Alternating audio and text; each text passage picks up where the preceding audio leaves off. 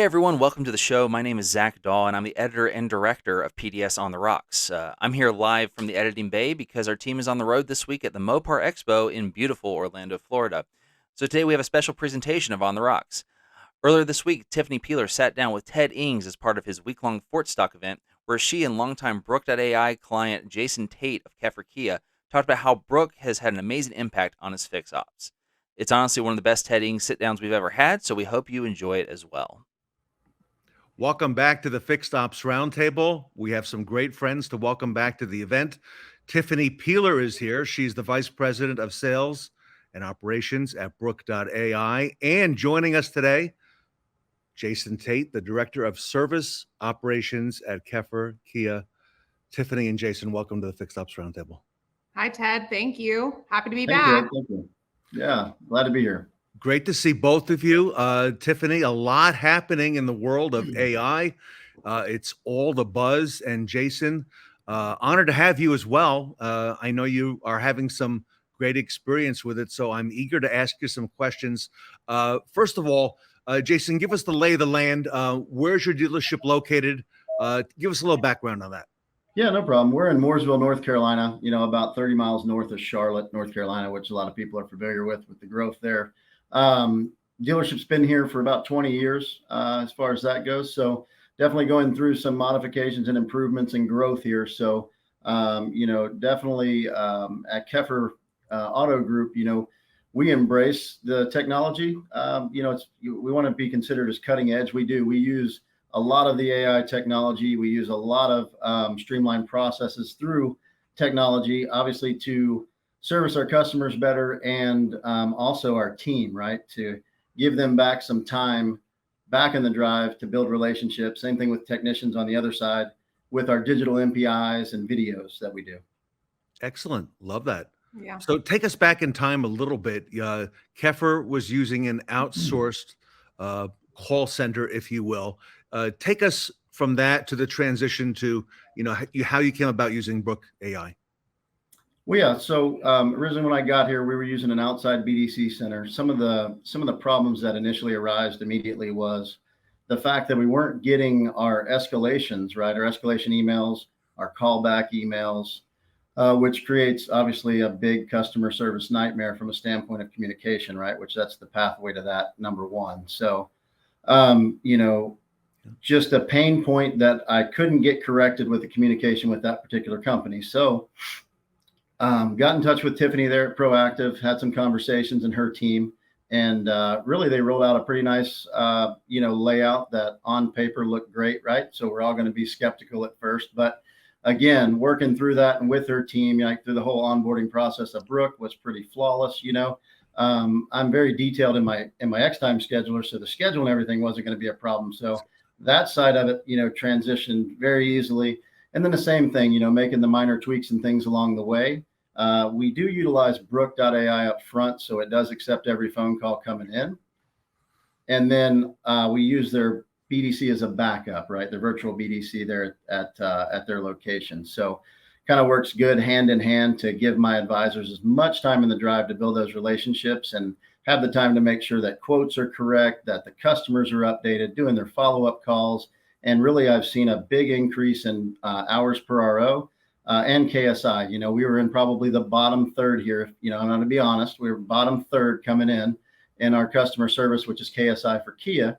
And now we are just a few points below being at the top 25% in the country. So something very proud that and there's a lot of factors for that, but very proud in the fact that the team obviously embraces new process, a new manager coming in at that time. I've been with the Keffer Auto Group. This will finish my 6th year actually in September. So starting my 7th year in September here with the group. But my first kind of full year and a half here at this location here, but definitely has aided in the communication process and streamlining that to help aid in our success for the driving KSI. Tiffany, it's very refreshing to hear the success that Jason is having. I would imagine that there are a lot of dealerships. I think in this day and age, the resistance should pretty much be gone to having a service BDC, if you will. Okay, I can't imagine that a dealership would expect, for example, if a F&I or business manager to be closing out contracts, dealing with customers, and handling incoming calls in the finance department. And now, of course, that's all translated over to service. But now, Tiffany, this is the next logical step, is what Brooke.ai is doing. Yeah, you're exactly right. I mean, every once in a while, I'll still run across a store that is leaning on the advisors to act as everything, right? They're answering the calls, they're taking care of the customers in front of them, they're making their outbound status update calls. But every once in a while, we run into that scenario. But as we kind of talk through it, service managers and GMs are really honest, and they're saying, listen, my guys are doing everything. And yeah, it would be great if we can free up some time for them to be able to focus more on the customer in front of them, to Jason's point, make sure we're doing the proper walk around. We're recommending additional services that the vehicle needs so that we can make sure that we're taking good care of their cars. And ideally making the outbound status update calls that the customers want to hear, or at least communicating with them via text, leveraging the technology that they have within, in this case, X time, and to be able to communicate with the customer. And so they're pretty honest if they have that setup that, ideally we could eliminate these appointment calls, or at least a bulk of them. Doing that for Jason was really easy because he was an early adopter. He's an innovator, understands that we should be leveraging technology to handle the routine requests. In his case, he wasn't getting exactly what he was looking for from his previous provider, and didn't want to build an in-house service BDC because time, money, expense, right? Oversight. And so we were able to pair for him, and have been doing this for a number of our stores. We were able to pair the Brooke application with our virtual BDC team to create a service BDC offering for him completely, right? Which has been really great. Jason, was it a difficult transition to move over to Brooke.ai?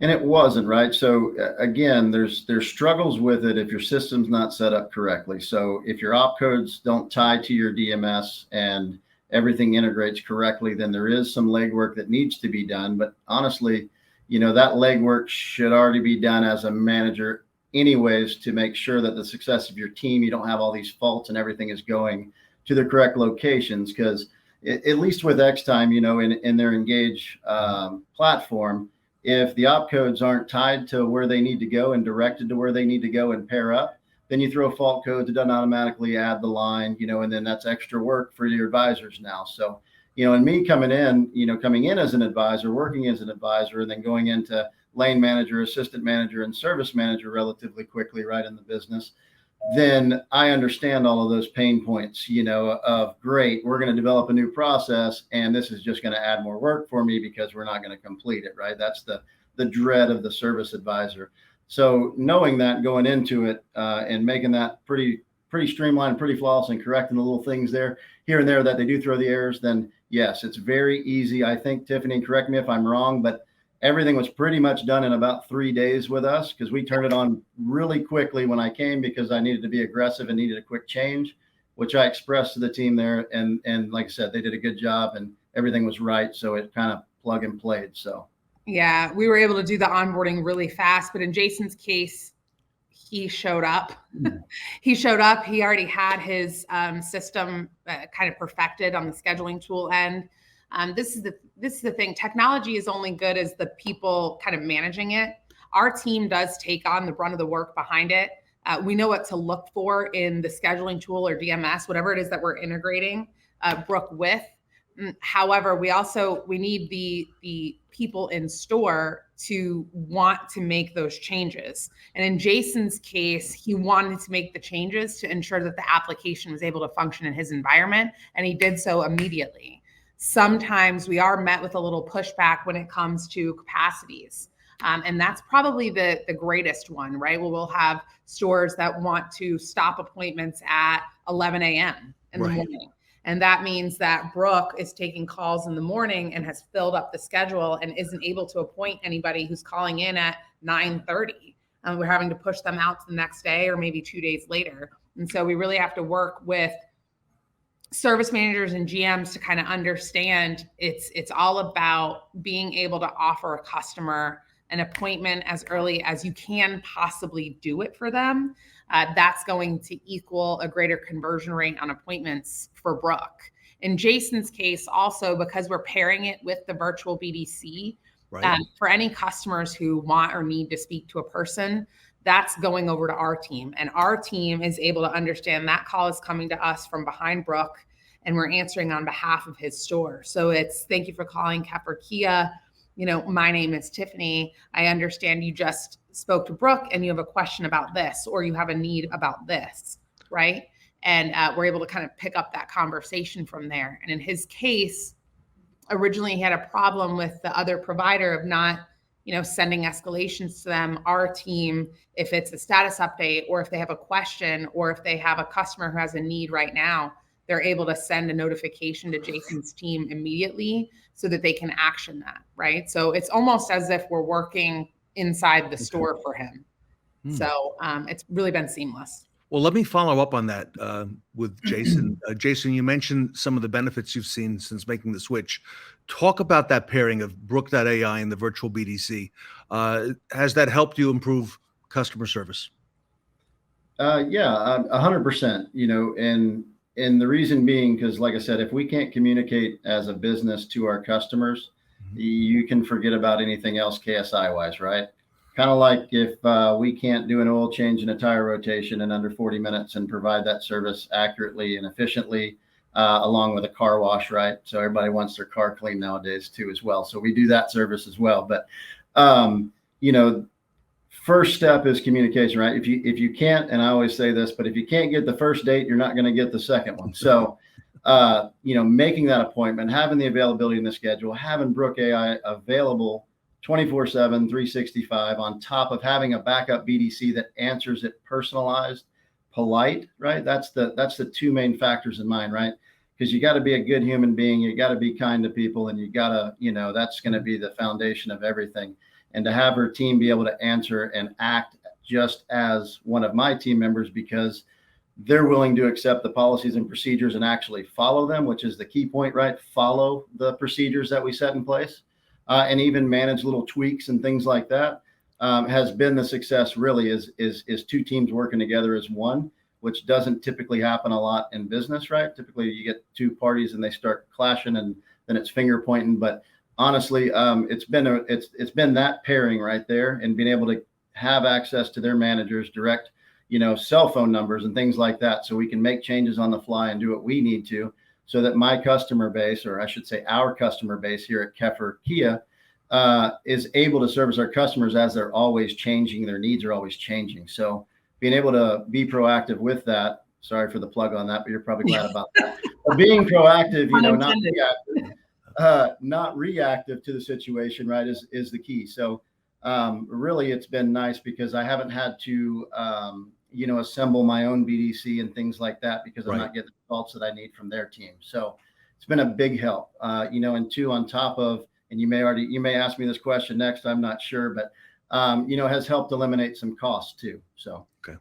Okay. Well, go ahead, Tiffany. I just wanted to add one thing, and this is a little bit of a shout out to Jason, but I want to kind of brag on you for a little bit, because when he went into that store, a new manager kind of coming in, he, brought some new team members onto in the advisor positions, and he really focused on training, right? So part of the benefit of digital assistance is being able to free up time from your team. That's really the value add we're talking about here. Whether you have an in-house BDC or you have advisors that are answering calls, the goal is to save them some time so that that time can be repurposed in a more effective way, right? And in Jason's case, he took the opportunity to repurpose that time to train his people. And that training of those advisors and what they do with the customer in the lane, or what they're doing while the customer's car is with them, is really been able to impact on, has really also been able to have an impact on your KSI, but also has really had an impact on the bottom line. Do you want to talk a little bit about what you've been able to accomplish as far as growth in the service department since you've been there? Yeah, absolutely. So, coming in, and again, I never speak bad at any place, whether I work at or don't work at, or whatever the case may be, or competition or anything of that nature. But I definitely had a handful of challenges that we had to overcome, right? Luckily, I had a base of people, technician wise, that had been here for a long time. So I knew I had a good foundation, right? Because if our people are going to stick with us through some tough times, they're going to be real happy when we get to the good times. So I had a good foundation of employees that have been here, and our group does, a very good job at identifying those people, putting them in the right places, and then kind of progressing them along in their career to where, like I said, we all know that we're going to go through some hiccups, but just in the year and a couple months that I've been here, one, we turned it from a negative, obviously a loss, into a decent profit last year, and I give all that credit to my team, right? I do understand and know what handles the pool and procedures and training and kind of the human side of it too. But, I do give all the credit to my people for trusting me, jumping on board with me painting the picture for them. And do that is really the trick to my success there on that, or our success. I hate to say our success there.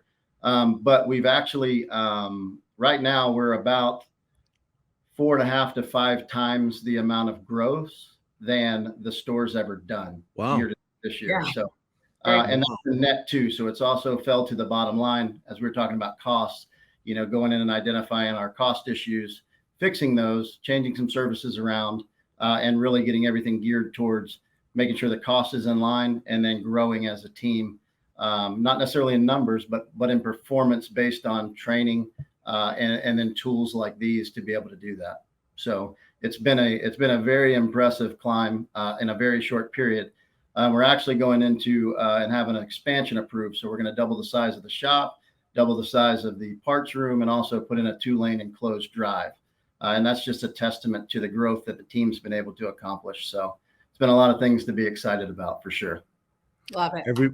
We're speaking, everybody, to Jason Tate. He's the Director of Service Operations at Keffer Kia. Tiffany Peeler at Brooke.ai is with us.